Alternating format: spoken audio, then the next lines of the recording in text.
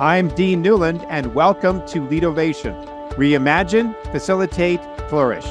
This podcast is dedicated to the art and science of innovative leadership. Through insightful interviews with industry experts, I bring you cutting-edge strategies and experiences of innovative leadership, helping you think differently, act strategically, and achieve remarkable results. Join me as I provide insights and tools that empower you to make smarter decisions, forge meaningful relationships. Welcome to Leadovation.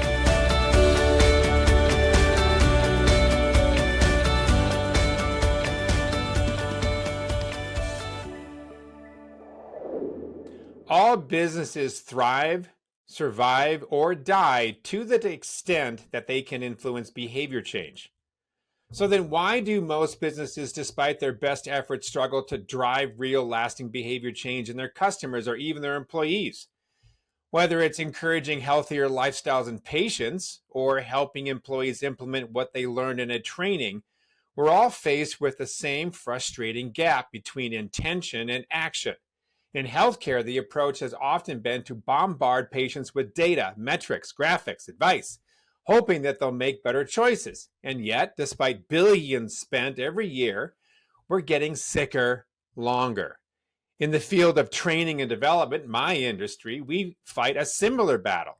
Our clients say they want to change. They take notes, nod their heads, even get inspired. But within weeks, 80% of what they've learned disappears. We call it the knowing to doing gap. And cracking that code, how to truly motivate people to make the changes they already say they want, has always been the holy grail. My next guest has a proven and powerful solution, and it comes from an unexpected place: gaming. Today, I'm thrilled to be joined by Vishal Gondal, a visionary entrepreneur who founded India's largest gaming company at just the age of 16, a company so successful Disney acquired it for over $100 million. But Vishal didn't stop there. He made a bold pivot into healthcare, asking a revolutionary question: what if the future of health isn't in more information, but in better motivation?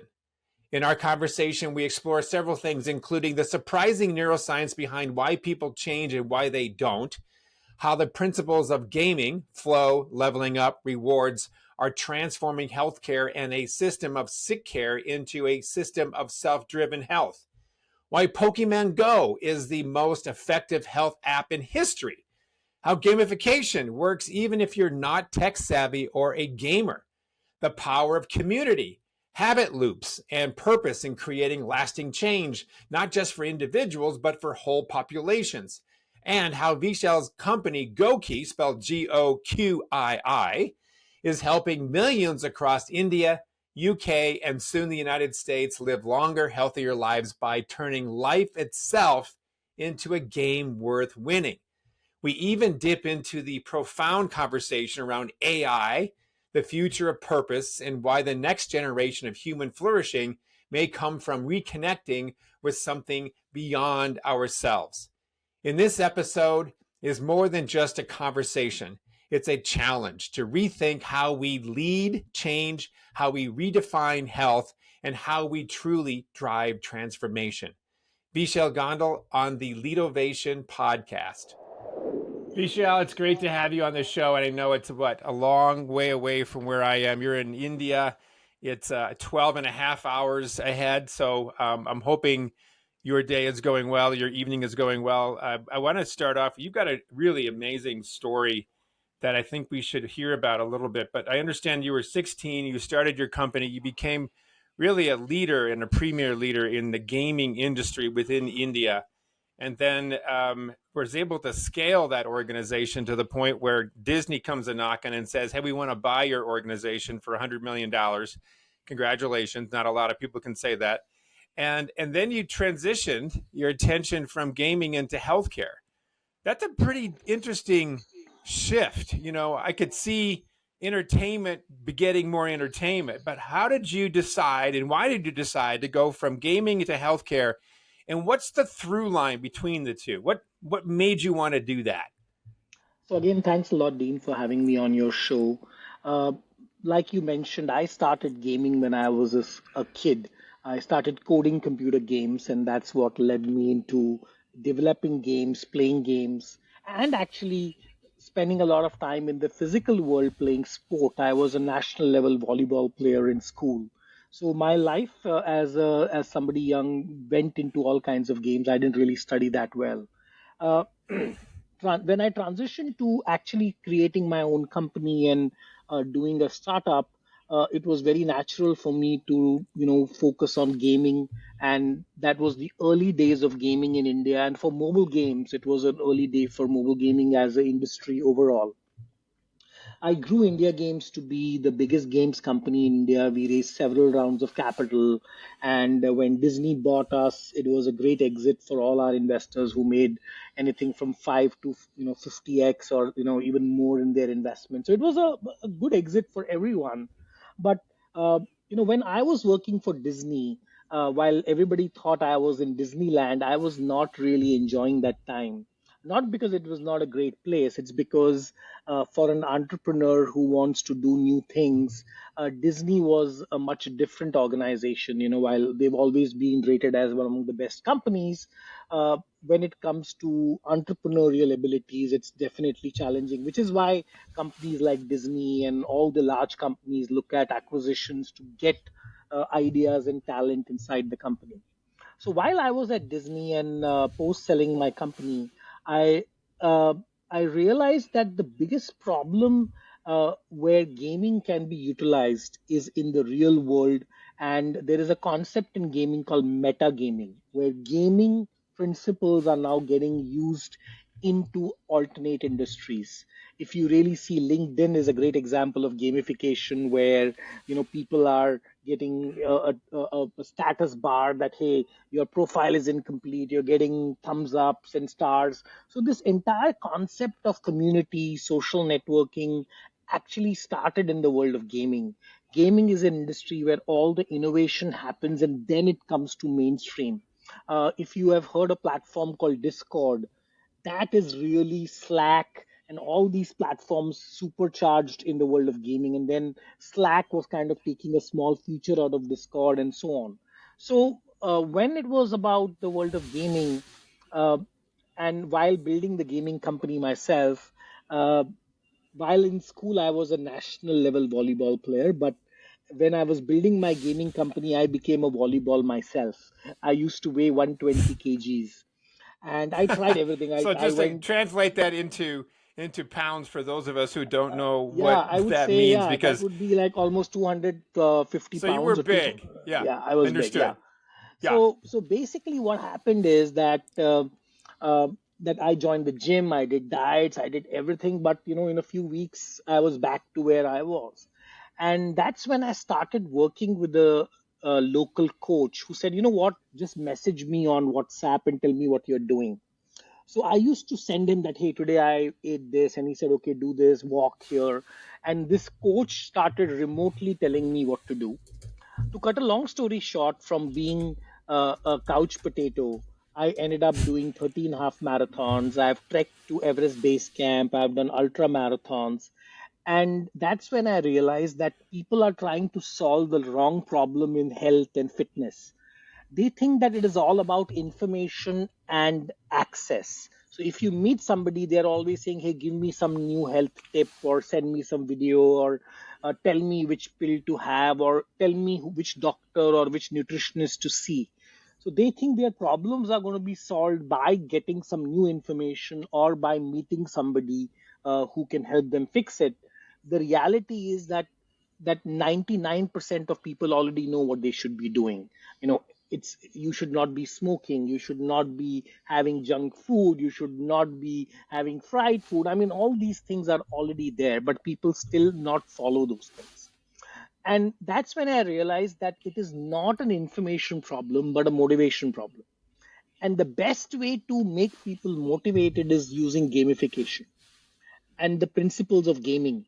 And that's really when I was able to connect the dots that, you know, the best health platform will not be a health platform, it will be a game. which essentially motivates you to follow your healthy lifestyle. And the outcome of this game is you become healthier. So let me pause for a second here. What are the principles then of gaming? So this seems to be the DNA that makes gaming a viable tool for motivating behavior. What are those principles and how does it work? What's the mechanics? So let me try and simplify it for your audience. So imagine there is an x-axis and a y-axis, and the x-axis says experience level, and the y-axis says difficulty. So in anything you do in life, let's say you are working for a company, you are a newbie, so your experience is very low. Your first day on your job, your boss gives you a very, very difficult task. So your experience is zero, but the difficulty level is 10. You're going to fail at that task. You're going to feel very, very disappointed. The next day you come, you're given an even more difficult task, and you again fail at that. And effectively, you get frustrated in an environment like this. And let's take another example.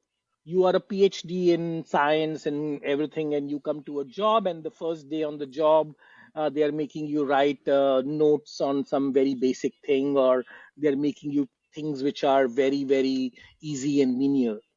While your qualification is, so your experience level is very high, but I'm giving you a task of a very low difficulty. That makes you bored. So people are like, I'm bored, my capabilities are not utilized. So the best way to actually make you utilize your capabilities is when you're able to match your Hmm. experience level and give you a slightly higher difficulty level, so that you have to make a little effort and achieve that task. And when you do that, you enter a state called flow. So gaming is actually all about giving you a game, making you do that activity, and slightly balancing the level of difficulty with your experience level. And if a game can do that really well, you get addicted to playing that game because you enjoy that experience, which slightly challenges you and then rewards you with some animation, etc. In the real world, this is the biggest problem. You go to a doctor or go to a dietitian, they'll say from tomorrow you're going to have boiled vegetables, 1200 calories, you're only going to be having soups and salads. So suddenly you have zero experience in following a diet, and you have given this extremely difficult diet. Or you have no experience in working out, and you're suddenly told that you need to work out for 30 minutes or 40 minutes a day, and people give up. But the way to do this in gaming, or even in the corporate world or any kind of learning environment, if you can apply this principle of balancing of difficulty level with your experience level and progressing the person's journey, you can really make them hyper productive. So this is the core principle. Of course, I'm simplifying it for Hmm. you, but this is the core Sure. principle we use in the world of gaming, which can be applied to many, many use cases. And some of the people have really done an excellent job. So I would urge you and your colleagues to try an app called Duolingo, which is a learning app, Hmm. language learning app, Yep. which is the most successful language learning app in the world. And it uses gamification. You get streaks, you get points, you are given different tasks or different difficulty levels, and then you are rewarded with stars and badges. Or uh, do you know which is the most popular or the most effective health app in the world? It just got sold for $2 billion, by the way. Can you make a guess? What is that app? No, what? It's called Pokemon Go. It's a video Oh, game is it called really? Pokemon Go, because that one game is responsible for more people walking and running to catch Pokemons than No all the kidding. other health and fitness apps and Nike and Fitbit and Garmin's of the world put together. Because people were not walking and running, they were all trying to find their Pokemons. So that's the greatest example of how you could even make people do physical activity with gamification layered on top of it. Okay, so I've seen the app and it's fascinating, and I'm very much interested in it. I'm going to play devil's advocate for just a second here. I'm an older person. I'm in my 70s or 80s. I've never really gotten into games. It wasn't anything I grew up with. I'm not really even that great at the computer. Can this be a tool for those who are not technologically proficient? So gamification is not a technological tool, right? It's more a framework. So I could give you a task which could be a completely physical task. So it doesn't really matter that I'm using any fancy tool or even I'm trying to make it very graphical. What really matters is that I know what your level is, and whatever task I'm giving you is matching that level of difficulty, and that's balancing the task is what we simply say. And you could be however old you are. The bottom line is that if I'm giving you, for example, a simple thing like having your medication on time, if we want to just make somebody do that, the best way in the world of gaming is to reward you. So you would reward you for, hey, you are going to be today opening your medicine box, so let's give you 5 points for that. And just the fact that you've opened Mm. the box gets you 5 points. So it's a very easy activity to do, but now that you've opened it, you might as well eat the medicine, which gets you 10 more points. And there are ways to design this which kind of incentivizes you. And by the way, don't forget that the senior people are all playing bingo, so they are very good at gaming in a way, and Mm. that's one of the most Mm. popular games for that age category. So when we think of gaming, we always think of flashy screens and animated visuals, but gamification is different than gaming. Gamification is using the principles of gaming on any task. In fact, let me give you an example of the traffic signal or the traffic light. They experimented. I know in the US also they have done it. When you are going on a speed light, they actually show you your car's speed, and if you're under the Hmm. limit, they used to start showing you a smiley face and a frowny face. So what happened is when people saw that based on their speed the face changes, so people started making sure that their car is riding at the right speed so that they can see the smiley face. So just one feedback loop has changed the behavior. And that's my entire principle, right? Our life is nothing but a bundle of habits and behaviors. Some of them are automatic, like when you wake up, you brush your teeth. Some of the behaviors require no effort because that's embedded in your DNA, like you want to drink water or eat food. You don't have to think about it, you will want to do it. And there are some behaviors which you have to inculcate, and then there are some behaviors you want to get rid of, which are bad behaviors. So if Hmm. you think of your framework in that perspective, and believe me, you can very easily use a lot of tools to adopt healthy behaviors as well as get rid of unhealthy behaviors. And once the behavior becomes a habit, then it becomes an automatic behavior where you don't have to even make effort to do it. So, Vishal, I guess I'm curious though if you've got a person who has a whole variety of behaviors they need to change. I was just talking to some people about this in the Blue Zones community about the sequence of how we address healthcare issues versus coming at them with 10 different things you need to do. What's the first thing? And that's the right thing to start with, which is followed by the second thing. And there's a whole domino effect. I could see where there might be a whole onslaught of healthcare issues or behaviors that one needs to change.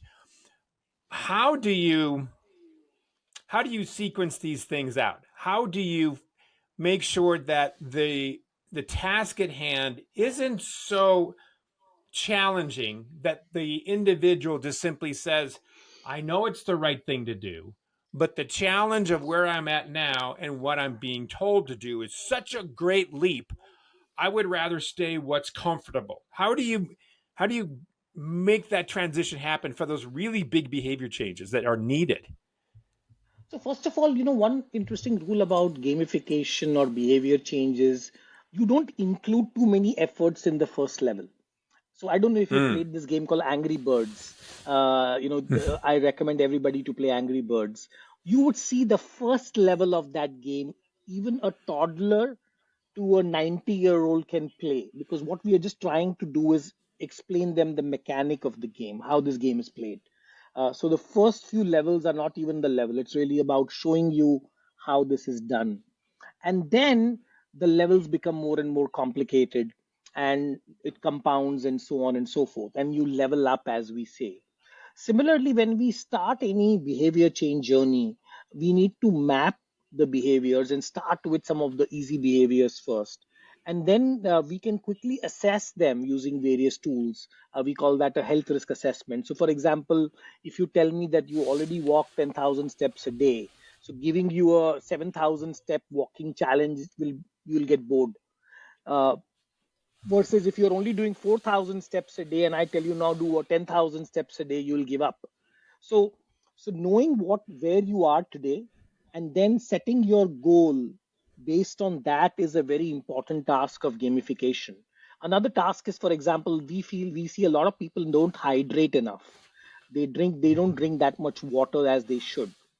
And again, if you're just drinking one, oh yeah, so, and again we saw that whole the cup which kind of became so popular in America and worldwide, about hydration. Now that's a great example, and we see that giving just a water goal to people to drink more water is an easy win, and right, you can very easily do it. So it's a very easy behavior to do, and that gives you dopamine rush. So when you do a task and you achieve a task, you really feel nice about it.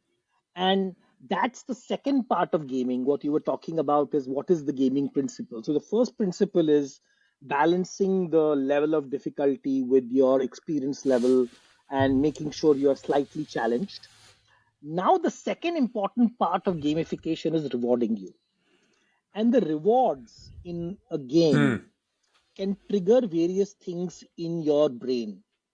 And the four key chemicals, there are actually five chemicals. There is dopamine, there is endorphins, there is oxytocin, there is serotonin, and then there is cortisol.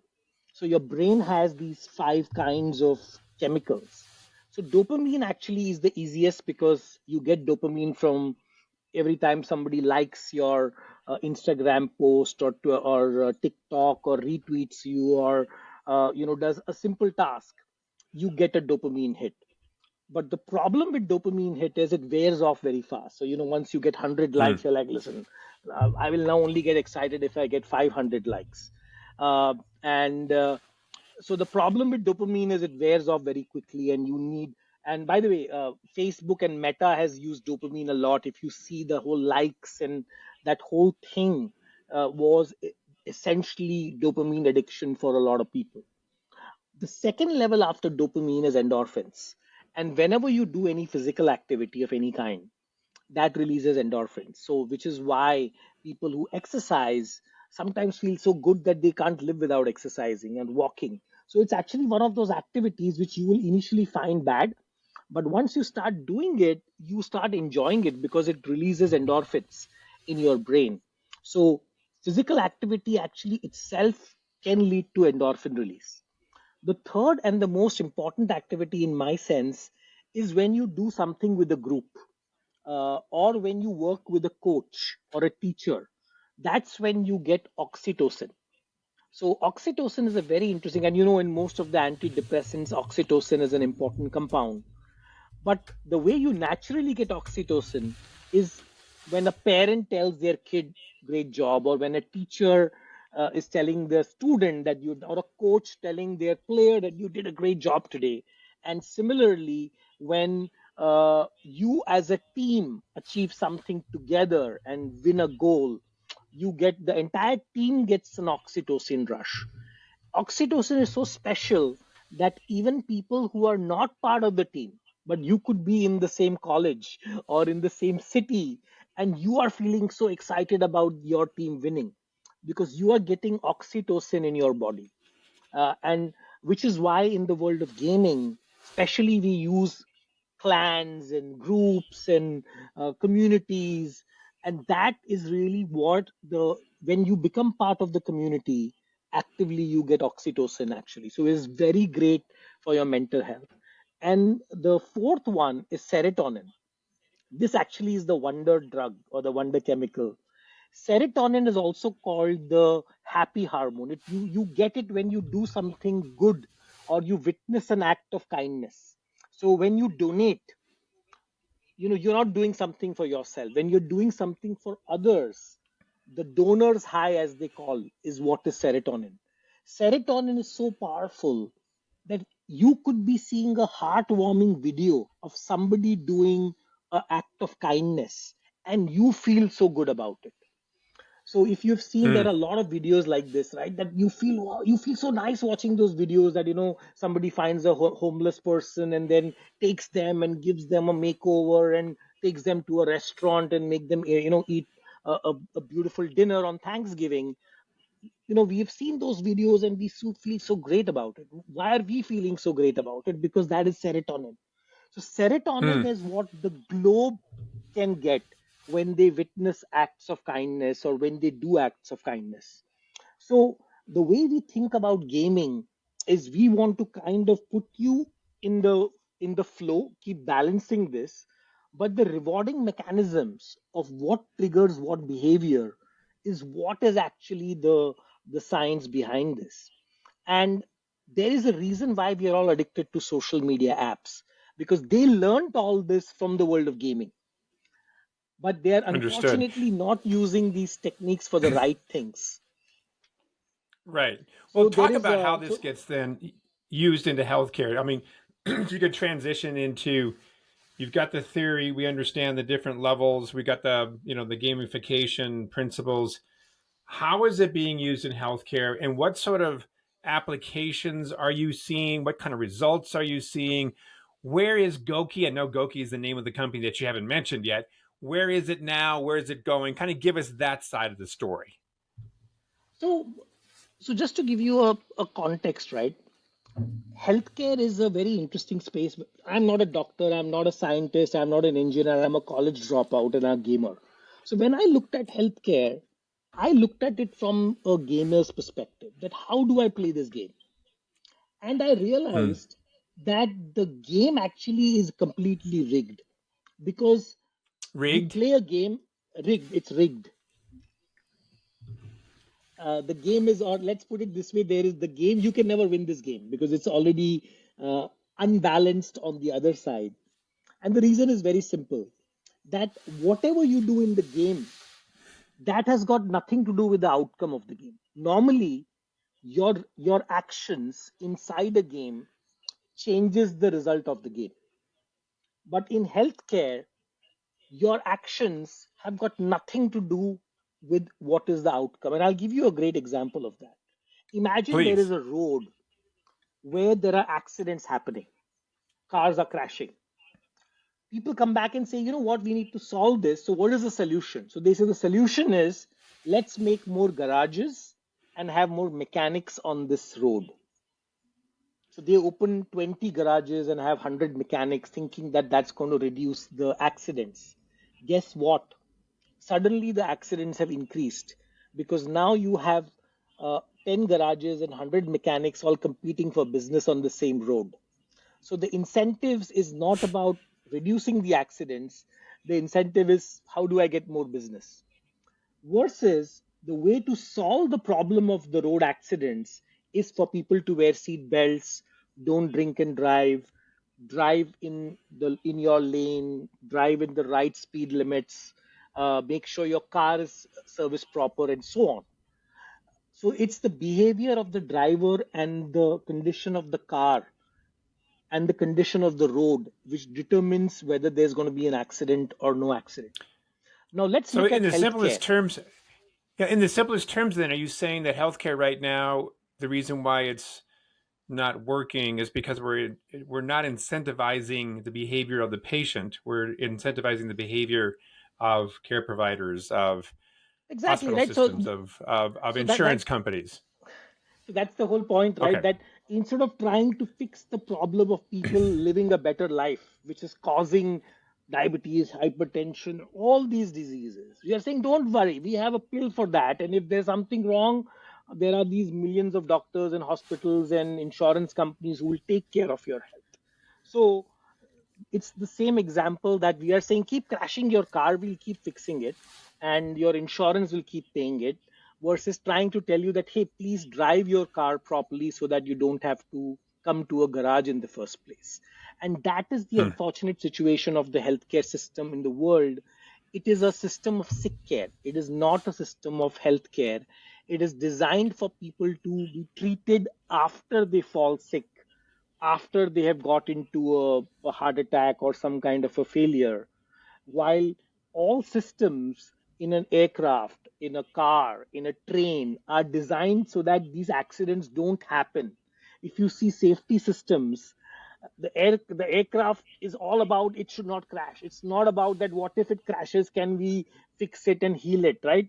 You go figure out what went wrong and then go back and fix the entire value chain if you find out something is wrong in the aircraft. But that is not happening in the world of healthcare. And that's because the game is completely wrong. The game is incentivizing people. There is trillions of dollars to be made by making sure people are on drugs, people are Hmm. following the medication, and people are eating the expensive medications for life. Nobody wants you to be demedicated out of a lot of the medications, because guess what, you are a customer for life, paying them hundreds of dollars a month. We could be make a lot more money helping people stay slightly healthy than actually making them healthy. But currently, the incentives are not aligned, right? So if I'm a Right. CEO of a Understood. pharmaceutical company or a healthcare company, I'm not, my balance sheet is only going to be healthy if I treat more people and medicate more people, not if I'm able to make more people healthy. And so that is the problem of the system, that the game itself is wrong. The game itself is not the Yes. right game, which is why you have to flip the whole thing. And I think that is what is happening worldwide, where healthcare systems need to reimagine. And I really love your thing about reimagination of the whole thing, right? So I think healthcare needs to be reimagined at its core. And if you reimagine the healthcare system, you will see GOQii is the operating system of this new healthcare system. So say more about that. Then how does GOQii work within a healthcare system, and how does either a patient or a caregiver use the platform, use this gamification process to be able to change behavior? So think about it, right? You are in a hospital maybe once, twice a year. You are maybe seeing a doctor three, four, five, 10 times a day. I hope not more than a year, not more than that. So let's say out of 365 days, you are sick maybe 30 days. What about the rest 335 days? So GOQI plays a role in healthcare on the 335 days when you're not sick, because that 335 days define what is going to happen to you for the next 30 days, the next 3 years, and the next 30 years. It is what you do when you are not sick is what is creating the problem. And Goki is seamlessly connecting this to the healthcare system. So currently, the minute you walk outside your doctor's clinic, the doctor has no clue what you're doing. They don't even know if you're adhering to your medication. Like people say, yeah, I had my medicine, but there is no way they know that. Similarly, the Right. minute you get out of hospital, they don't have any view of what's happening. What we are trying to do is create a continuum of health, which is completely longitudinal. It is 365 days a year, where every stakeholder is incentivized on one and only one thing, which is how are you getting healthier. So we are first creating this system which is longitudinal, and secondly, we are aligning the interest of every person in the value chain. The interest being that we want to make you, and we don't call our users patients, we call them players, because they're not sick. Because Mm. if you're sick 365 days, then there's something wrong. You are only a patient for the limited period you are sick.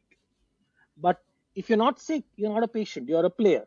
So our entire goal is to make our players level up in the game of life. So that's the way I describe Goki. And what is our North Star? How do we define, how do you win this game if you have to play this game? I would assume health. Optimum So, health? so in a video game, it's all about number of lives you have. In a video game, I could give you 5 lives, 7 lives. I could even make you in God mode so that you never die and continue to play the game. But in the real world, we only have one life. So our Right. North Star metric is that how long are you living?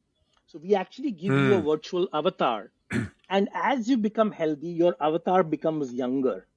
So what we were trying to do is give you this concept. So there's a very famous gaming concept called the Tamagotchi, which is from Japan. It's a virtual pet.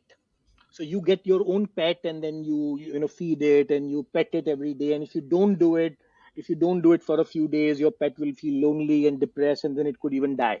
So people play this game of taking care of their virtual pet. So the game was you are your own virtual pet. So whatever you Hmm. do in the physical world reflects in your virtual character. And if you really don't take care of yourself, your virtual character could keep becoming older and even die for that matter. So we are trying to use this concept of connecting you to your own avatar of the future. So you have your own digital twin who ages just like you are aging in the Hmm. real world. So that is the gamification. And believe me, Dean, we have seen massive outcomes of this. People are addicted to this because people want, as our instincts, right? So they want to be younger. They want to see a better version of yourself. And then they Hmm. interact with communities. They get points, they get rewards. So whatever I described to you in the framework, exactly all these elements have been integrated into GOQii with the one and only one outcome that can you live a longer and healthier life. Hmm. So where is GOQii now? Where are you using it? So GOQii started first in Countries, India. organizations, yeah. So GOQii started first in India. We experimented with a direct to consumer play. But we soon realized that for us to make a larger impact, it was important for us to partner with the right stakeholders. So GOQii now partners with governments, large insurance companies, large employers, large payers, first in India with the goal of we are going to work with you to manage the health of your members and make them younger or in the case of insurance less risky or reduce your claims. We then took this platform to the UK and we launched this with the NHS. So we are now live in multiple locations in the UK where NHS is using this at their clinic level, where NHS as the healthcare system is again very heavily incentivized on preventive care. We then took it to the Middle East.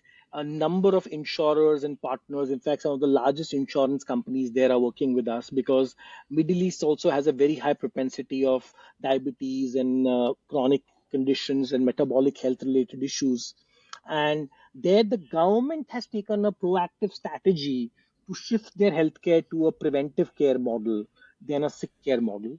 And we are now also looking to enter the US, and we believe that US, which is spending trillions of dollars in healthcare, is only seeing more sick people and less lifespan, and that can only be fixed by fixing the game and fixing the incentive layer and fixing the motivation around what people are really doing. And that's why I'm really excited about this. So who are the partners with the United States that you might be trying to partner with? Because I'm thinking you've got a fee for service system that is designed to incentivize, to your point, the wrong things. It's the wrong game. I'm also, of course, a lot of people aware of things like, you know, lifestyle medicine, blue zones health, I should say.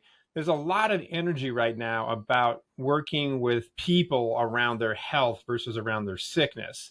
So who are your target? Who are you trying to work with in the United States? Is it the tried and true old school healthcare system, but you're trying to then change the way they see health? Or are you looking at more of the fringe, more innovative organizations that are trying to focus more on health versus on sickness? Dean, the world of health has changed with AI, with wearable devices, and ubiquitous data. The world of healthcare has completely changed. It has now become personalized and predictive. Previously, insurance companies used to just take your name and your age and whether you are a smoker or a non-smoker and we're trying to figure out your premium based on the risk. Today, any AI model can tell you based on your basic data and your behavior. They can even predict when are you actually going to get a heart attack if you continue to be on this trajectory. So I believe that AI is going to force the healthcare system to transform, because now you no longer have to have a probability game, it's a predictability game. But the best part of the AI tool also is it's not only predictive, you can also do interventions to change course. So if I look at somebody's data today, I can say, listen, if you continue doing this, there's a very high likelihood you will get a stroke or a heart attack in the next 24 months. However, if you make these 5 changes, we can reduce that probability by 50%. And what are those 5 changes? Let's get you 5 kgs down, 5 pounds down. Let's make you drink more water. Let's make sure that you have more protein. Let's make sure you have more sleep. So we know the behaviors to change for you to get that outcome. And believe me, AI is going to force people to transform, because if they don't transform, they will perish, because that is what competition is going to do to them. And I'll give you one example of the Tesla car. Tesla actually bundles the insurance now with the Tesla car, because Tesla already knows how you drive the car. They give you a score when you drive the Mm. Tesla. Plus, Mm-hmm. Tesla also has the full self driving mode where it is autonomous driving. So, Tesla Yes. now says that if you are using a Tesla insurance, your premium is lower with a better score. So, they first incentivize Right. you to drive better. And then they say if you use autonomous driving, your insurance premium is the lowest, because they know that the autopilot is far safer than the human driver. And today, Correct. Tesla, believe me, has become the most profitable insurance company in the US, because they exactly know how you are driving the car, versus all the other companies who are just, randomly giving insurance policies out. That is exactly what is going to happen with health, with Mm. with your wearable device, with your data, with AI models. You can wake up every day and your AI will tell you, you know what, Dean, you had a great party last night. Today, I want you to only have water and juice and just detox. And if you don't do this today, I'm going to drop your score by 2 points. And it can immediately course correct, not make you wait for 10 more days. And I think we are going to see the world of autonomous health coming up very soon. And it's for your benefit, right? I mean, nobody's saying that you should not be adopting autonomous health. It is going to be coming very, very soon. And I believe that that is going to force the organizations to change. And we have one of the platforms which can help them do that. So it is everyone, believe Fascinating. me. And I'm Yeah. not being, overly ambitious. I'm saying that in the next 12 to 48 months, there is a very high probability that every healthcare provider will have to change their model, thinking of how AI is going to be used in their systems. And AI is all about predictability and all about making somebody less risky. AI model's job is not to make sure you don't die. That's later. Their first model is to Right. prevent the thing in the first place itself. Let me pivot for a second here. I understand you've also been involved with another organization, Ice Spice. Am I correctly Yeah, yeah, saying I that spice. name? Yeah. So you mentioned the oxytocin is that benefit that we get when we see acts of kindness when we're in a collaborative mode. That's I know serotonin. that, That's serotonin. serotonin, That's not sorry. oxy. Serotonin. Okay. Sorry, wrong one. But I guess the way that I understand your gamification model is it's based on, excuse me, the individual being rewarded for something that they would do. And then I'm thinking about Daniel Pink's work and about his idea around motivation is actually quite successful when you have that um, carrot and stick model of I'm going to be rewarded for something so long as I have an individual activity that then has a specific outcome that I can clearly state and understand, much like what sports is so famous on in the individual sports examples. But when you start getting into a collaborative, meaning my work is not the only outcome, it's a collaborative approach, that makes something happen, that I believe that the carrot and stick approach, if we go back to Pink's analogy, actually doesn't always work. You actually need to be able to have that autonomy, that mastery, that purpose, that those three building blocks that make one motivated. So I guess my question is your platform with this other company able to tap into the benefits of collaboration, whereas with GOQii it might be more individually based? Are you looking towards the collaborative benefits of motivation as well? And tell us a little bit more about that. So what GOQii is only focused on the healthcare vertical. What Correct. iSpice Yeah. is really trying to do is use this framework in any vertical. You could use this in learning, you could use this in an education, you could use this in a factory floor, you could use this in a college setting, you could use in multiple settings. And actually, the core of collaboration in a video game is all about everybody playing a sport in a way, right? So if you play, let's say, a game like Valorant or Free Fire, or any of these large games where you play teams, you could be a shooter or a sniper, and you could be somebody who's guarding them. And so if you look at all the games, the collaborative mode is all defined where each player has their own roles. And that is where Mm, the oxytocin kicks in, by the way. When you do something as a team and when you collaborate, even in an office environment, team sport gets you oxytocin. But then, you know what? If you keep winning as a team, it's very selfish. It's for you and your team. But then you say, you know what? mm, We are going to donate this for a cancer charity, or we are doing this for something else. So when you attach your goal to something which is extrinsic, that's when oxytocin switches to becoming serotonin.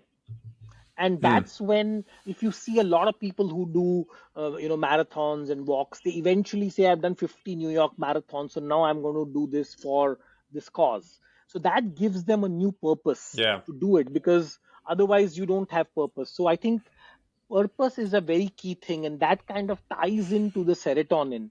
And even if you see any longevity studies, you see that purpose is most important, and community, because these two Yeah. things get you the serotonin and the oxytocin.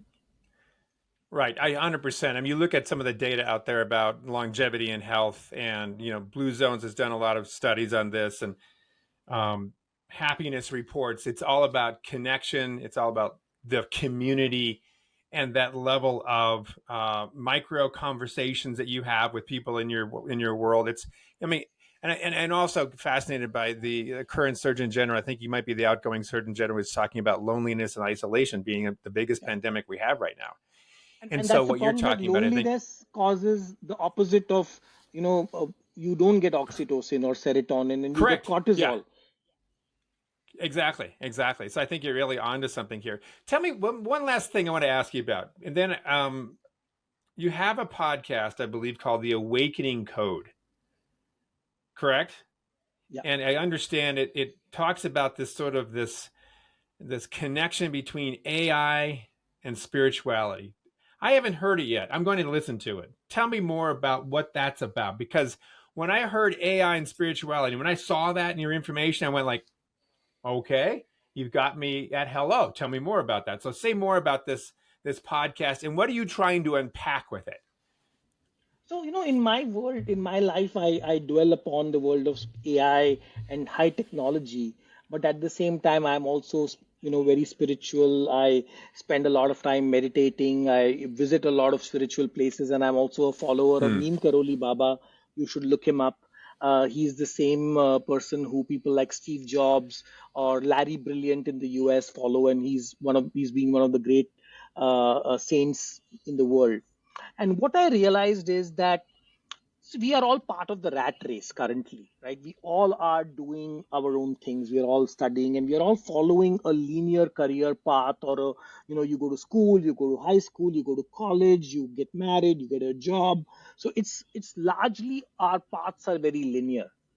But AI is going to change everything. What is going to happen is that people are going to have no work to do, because an AI model could replace, every possible call center agent. It could replace so many people in so many jobs.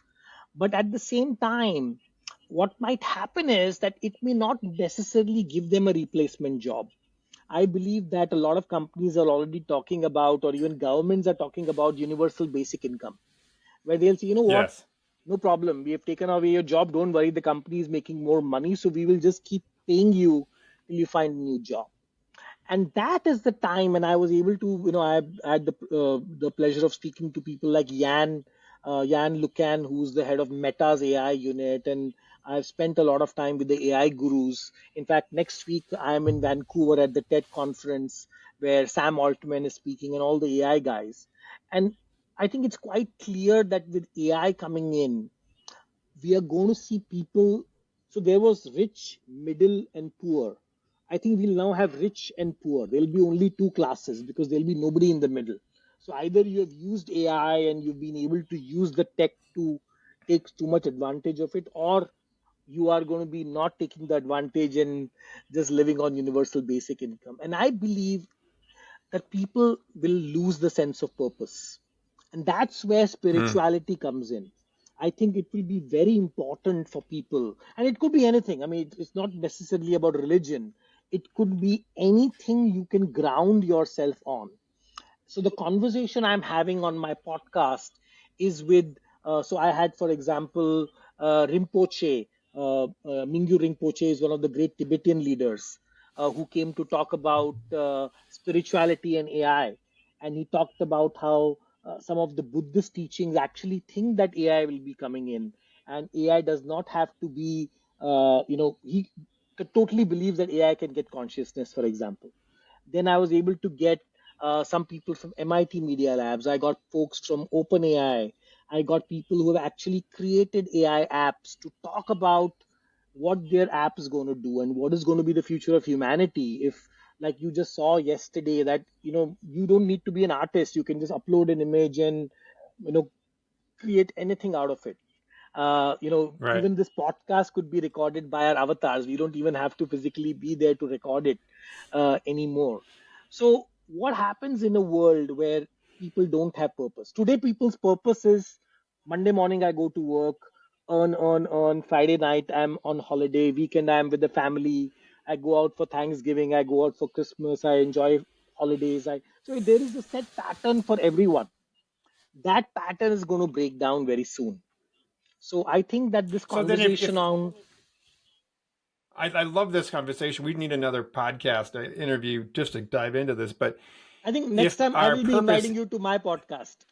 you do that, and I will be on it. But I am curious, like to think about, and I'll leave you with this idea, which is if our purpose is not in the secular world, if it is not about what we do and the people with whom we serve, because maybe we no longer have jobs to the point that you just make, then it seems to me our purpose starts to be about something higher and greater than ourselves. Call it a god, call it a guru, call it something that is bigger than the human experience, and that's a different kind of world. How do you elevate the human evolution in a world that you're describing where AI is becoming so ubiquitous? What is it to be human in an AI world? I'm finding that to be interesting conversation. I've had a lot of people on this podcast. A fair amount of them have talked about AI. We've been talking about, so what is now sacred human, and what everything else can we give to AI, and are we able to define that, or do we need to redefine it in this world, and what do we hold on to, what do we say yes to, what do we say no to? So maybe that becomes our conversation the next time we get together. Absolutely. And I think the only one point I want to say is that think about the word feeling. When Ah, I meet you and you meet me, we have a feeling. We feel yes. good, bad, heartwarming. AI doesn't have that feeling, but it is still mimicking that feeling to fake people. So you don't know. So there was this kid who actually committed suicide, unfortunately, because it fell in love with an AI character on an app called Character.ai. There was a teenager in the US just a few months back, and this Mm. teenager was totally in love with this AI character. And then when I asked Rinpoche, that what if we have an AI version of Dalai Lama or Jesus or whichever religious leader, and what if people start following that AI? What will all Mm. the all the other people do? So I think this is a larger conversation we need to have, and I'll be happy to, It's like I said, it's either in. it's so big. It reminds me of the movie Her. I Yeah, believe it's a gentleman and a guy who falls in love with his AI assistant, and the AI assistant ends up dumping him to be with other AI. It was the exactly. greatest awful movie. And then I had a guy on the podcast a few weeks ago, and he was talking about, I forget the name of the company that he was referencing, that there are certain studies that are being done with people who have lost a very significant person in their life due through death or what have you, and they're so devastated by it that they're not yet ready to get back into a regular relationship because of the pain of their past experience. So they're beginning to develop AI boyfriends and girlfriends, and Yeah. it's a bridge to getting back into the real world as a way of having this other AI, a bot or whatever, have a conversation with a regular basis. I can see that. I even sometimes yell at Siri because she's not doing what I'm asking her to do, as if it was a real person. So I can already see these things beginning to happen. So this has been a fantastic conversation. We definitely need to continue this at some other point. But tell people who are listening in on this how they can follow you and what's coming up for you in the next, I don't know, 6 months that we should know about. I think the best way to follow me is either on X, LinkedIn, or Instagram, Vishal Gondal. And from me, I think you're going to keep hearing a lot about what we are doing in the world of preventative healthcare and longevity. I think the two favorite things is what we are focused on, because if you truly deliver preventive care, the outcome of that game is you live longer and healthier lives. So these two things are greatly connected.